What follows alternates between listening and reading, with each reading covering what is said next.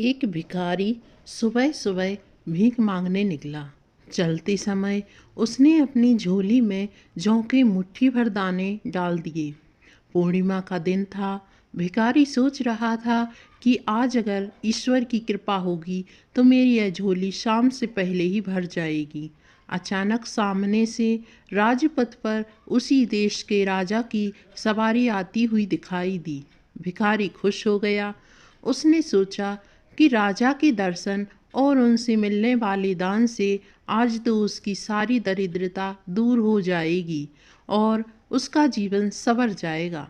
जैसे जैसे राजा की सवारी निकट आती गई, भिखारी की कल्पना और उत्तेजना भी बढ़ती गई। जैसे ही राजा का रथ भिखारी के निकट आया, राजा ने अपना रथ रुकवाया और उतरकर उसके निकट पहुँची। भिखारी की तो मानो सांसें ही रुकने लगी, लेकिन राजा ने उसे कुछ देने के बदले उल्टे अपनी बहुमूल्य चादर उसके सामने फैला दी और उससे भीख की याचना करने लगे। भिखारी को समझ नहीं आ रहा था कि वह क्या करे। अभी वह सोच ही रहा था कि राजा ने पुनः याचना की।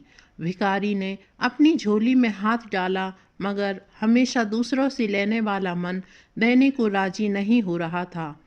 जैसे तैसे करके उसने 2 दाने जौ के निकाले और राजा की चादर में डाल दिए। उस दिन हालांकि भिखारी को अधिक भीख मिली, लेकिन अपनी झोली में से दाने जौ के देने का मलाल उसे सारा दिन रहा। शाम को जब उसने अपनी झोली पलटी तो उसके आश्चर्य की सीमा न रही। जो जौ वह अपने साथ झोली में ले गया था, उसके 2 दाने सोने के हो गए थे। अब उसे समझ में आया कि यह दान की महिमा के कारण ही हुआ है। वह पछताया कि काश उस समय उसने राजा को और अधिक जौ के दिए होते दाने।